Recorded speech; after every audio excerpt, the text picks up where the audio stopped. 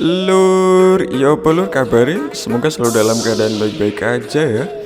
Jangan lupa tetap jaga protokol kesehatannya karena wabah ini belum berakhir. Oke lur, kembali lagi bersama aku Thoyib, si pemuda harapan bangsa yang mempunyai hobi membaca, mengarungi dunia dan tentunya menaklukkan wanita. Kali ini aku akan membahas sebuah film petualangan yang berjudul The Pirates: The Last Royal Treasure. The Pirates: The Last Royal Treasure. Film ini menceritakan petualangan sekelompok bajak laut yang bertujuan untuk menemukan harta peninggalan kerajaan Goryeo yang dicuri oleh jenderal mereka sendiri dan disembunyikan di suatu tempat di lautan. Seperti apa keseruannya? Oke, tanpa banyak basa-basi lur, kita langsung berpantun seperti biasa aja ya kan. Berakit-rakit ke hulu, berenang-renang ke tepian, yang lain daripada ke penghulu, elunya masih tanpa kepastian. Ini diri sendiri bang. Diam lu, sat.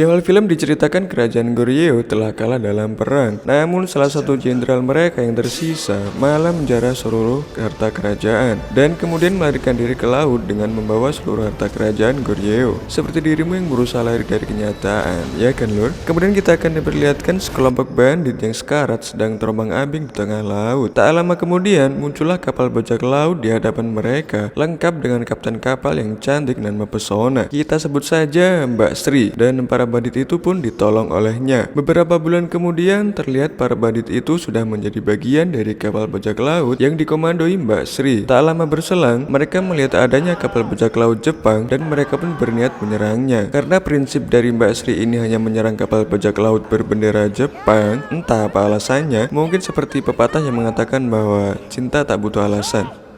Gak nyambung bang. Kemudian ketua para bandit atau kita sebut saja si Jupri tiba-tiba bilang kalau dia dan pasukan banditnya berniat untuk memimpin dalam penyerangan tersebut. Dan diiyain aja sama Mbak Sri ya kan.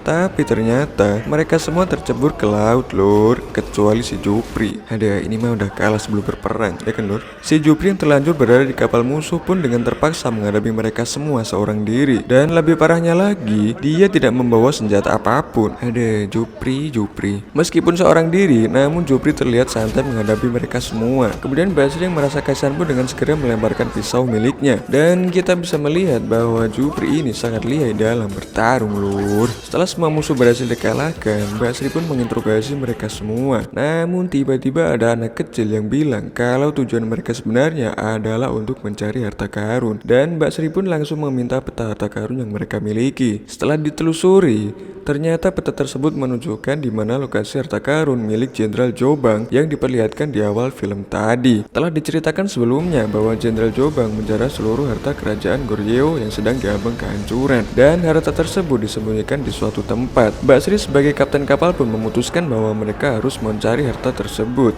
Sesampainya di pulau pertama sesuai petunjuk peta, mereka pun disambut oleh kawanan sapi. Si Jupri pun keseruduk sampai masuk jurang. Namun untungnya si Jupri selamat dan menemukan gading gajah sebagai petunjuk selanjutnya. Bukan gading Martin ya lur. Di tempat lain diperlihatkan sekelompok prajurit yang sedang latihan bertarung dengan pemimpin mereka, kita sebut saja si Mahmud. Siapakah si Mahmud? Simak sampai akhir ya lur. Scene pun kembali berpindah. Diperlihatkan para anak buah Mbak Sri sedang mengadakan pesta di kapal. Namun si Jupri terlihat masih berada di pulau karena dia tidak mau bergabung dengan para bajak laut. Beberapa saat kemudian, salah satu anak buah Mbak Sri melaporkan bahwa gading mereka telah dicuri. Dan bisa kalian tebak siapa pencurinya? Ya, tak lain tak bukan adalah si Jupri. Mbak Sri pun langsung mendatanginya dan langsung mengajarnya tanpa ampun. Namun siapa sangka, si Jupri tidak membawa gading tersebut. Gading tersebut dibawa oleh si Bejo yang telah berhasil menipu si Jupri. Bejo pun berniat menjual gading tersebut ke seorang konglomerat di sana. Dalam melakukan aksinya, Bejo pun ditemani oleh seorang cewek lur, kita sebut saja si Mawar. Namun tiba-tiba Mbak Sri, si Jupri dan segenap pasukan pun muncul untuk menghajar si Bejo. Dan akhirnya Jupri, Bejo dan Mawar diinterogasi oleh kapten tercinta kita, Mbak Sri. Saat akan dieksekusi, si Jupri pun menahannya dengan sebuah pisau dan mengancam akan membuang gading tersebut. Namun Mbak Sri dengan insting wanitanya berhasil menipu si Jupri dan menjatuhkannya ke laut. Dahlah, memang seperti yang biasa selesai terjadi ya kan. Di tempat lain, Mahmud dan si gendut menyusun rencana untuk menemukan harta karun peninggalan kerajaan Goryeo yang disembunyikan oleh Jenderal Jobang, dan mereka pun bersama pasukannya berangkat melalui jalur darat. Kembali ke kapal, Mbak Sri dan anak buahnya menyusun rencana untuk menuju ke tempat harta karun itu berada, dan ternyata untuk mencapai lokasi harta karun itu mereka harus melewati sungai bawah laut yang memiliki arus yang sangat deras. Namun karena Mbak Sri si kapten tercinta kita pantang mundur, mereka pun melanjutkan perjalanan menuju tempat harta karun tersebut berada. Dengan berbekal kantung udara yang terbuat dari kantung kemih babi, Mbak Sri dan yang lainnya pun menyelam menuju sungai bawah laut. Dan benar saja, mereka terseret arus sungai bawah laut dan akhirnya sampai di tempat di mana harta karun itu berada. Saat tiba di sana, mereka hanya menemukan tumpukan botol perak, dan tentu saja itu membuat Jupri kecewa karena ia mengira akan menemukan tumpukan emas. Tak lama kemudian, pasukan yang dipimpin oleh Mahmud juga telah sampai ke tempat tersebut, dan akhirnya mereka pun bertarung memperebutkan harta karun yang tak seberapa itu. Kak dirimu ya Lur, yang terus berjuang meskipun tak berharga di matanya. Si Jupri yang dari tadi AFK menemukan petunjuk tempat di mana harta karun itu berada dari salah satu bendera goblin yang tergeletak di sana, dan tempat tersebut bernama Pulau Inazuma. Si Jupri pun bertarung melawan Mahmud, dan di sini pun terungkap bahwa Jupri dan Mahmud dulunya merupakan sama-sama seorang petinggi prajurit kerajaan. Namun Mahmud merupakan seorang yang kejam. Dia tega membunuh pasukannya sendiri yang sedang terluka demi terus melanjutkan perang. Sedangkan Jupri sendiri merupakan orang yang baik dan mengkritik keras tindakan Mahmud tersebut. Saat si Jupri dan Mbak Sri berupaya membawa harta karunnya ke atas kapal, tiba-tiba muncullah seekor ikan paus raksasa yang tiba-tiba menelan mereka. Namun untungnya ikan tersebut tak memakan mereka berdua. Kalau dimakan ya tamat filmnya Lur. Bendera goblin yang sebelumnya dibawa oleh Bejo ternyata masih tertinggal di tempat tadi Lur, dan ditemukan oleh si Mahmud. Ada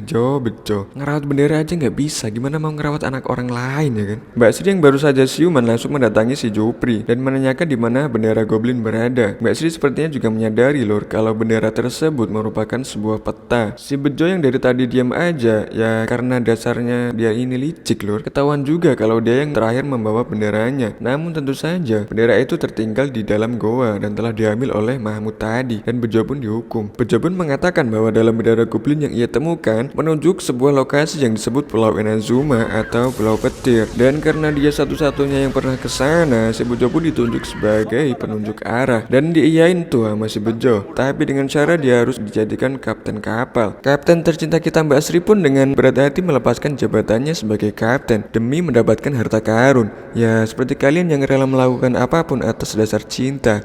Dahlah kalau udah cinta mah tai kucing rasa coklat. Di tempat lain, Mahmud mencoba memecahkan misteri yang ada pada bendera goblin yang ia temukan, karena hal tersebut akan membawanya ke tempat harta karun berada. Setelah beberapa hari berlayar, kapal Mbak Sri pun sampai di sebuah laut yang mendidih, dan tiba-tiba badai pun datang menerjang kapal mereka. Karena Kapten Bejo yang gak becus mengambil keputusan, kapal mereka pun hampir terbakar dan karam karena diterjang badai. Setelah berjuang, mereka pun berhasil keluar dari kepungan badai tersebut, dan mereka pun sampai di Pulau Inazuma. Karena tak memiliki peta dan petunjuk apapun, mereka memutuskan untuk mengelilingi pulau.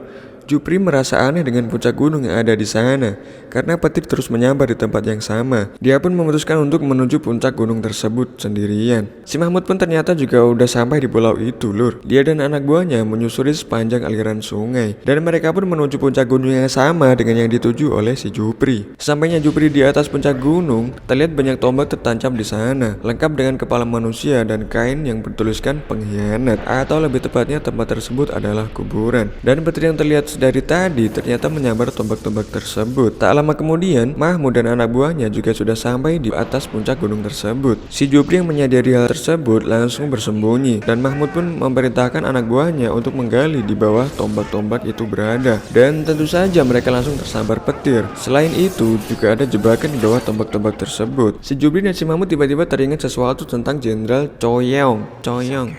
Itulah pokoknya Jenderal terakhir Goryeo. Mahmud pun dengan segera mencabut tombak yang bertuliskan Jenderal Choyong, dan benar saja dia menemukan sesuatu di sana. Di tempat lain, Bejo yang merangkap jabatan sebagai kapten tak sengaja menemukan penguin yang sedang menggigit lempengan emas. Aduh, nih orang hobinya bukan kaleng-kaleng ya kan. Tak lama kemudian, kapal mereka pun diserang oleh anak buah si Mahmud, dan Mbak Sri pun mengajak anak buahnya untuk menyelamatkan kapal mereka. Sedangkan Bejo Sudah bisa ditebak yang memilih mengikuti penguin tersebut untuk mencari tahu dari mana penguin tersebut berasal. Si Jupri yang dari tadi bersembunyi akhirnya ketahuan juga.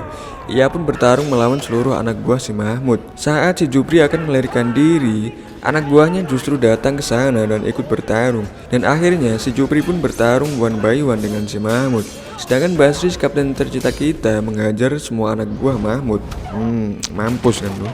Si Bejo yang dari tadi ngikutin penguin akhirnya sampai di sarang tempat mereka tinggal, dan tanpa diduga ternyata di sana terdapat kapal beserta harta karun Jenderal Jombang. Si Bejo akhirnya sungguh OP ya kan Lur. Di tempat Basri, ia dan pasukannya akhirnya berhasil mengalahkan anak buah si Mahmud. Tapi kapal yang mereka tempati akan tenggelam karena terbakar oleh semburan api yang muncul tiba-tiba. Kemudian muncullah si Bejo dengan membawa kapal milik Jenderal Jombang, dan mereka semua pun terselamatkan. Dahlah, the power of Bejo emang gak ada lawan ya kan. Namun tiba-tiba muncullah ledakan besar dari dalam air dan menghasilkan pusaran air di sana. Mbak Sri pun dengan sigap mengontrol laju perahu untuk berselancar di bawah gulungan ombak yang sangat besar. Dengan kerja keras dan pantang menyerah akan keadaan, Mbak Sri dan anak buahnya pun berhasil melewati gulungan ombak tersebut. Mbak Sri emang beda ya. Di atas gunung, si Jupri masih bertarung dengan si Mahmud. Namun tak disangka, si Jupri tertusuk tepat di dadanya.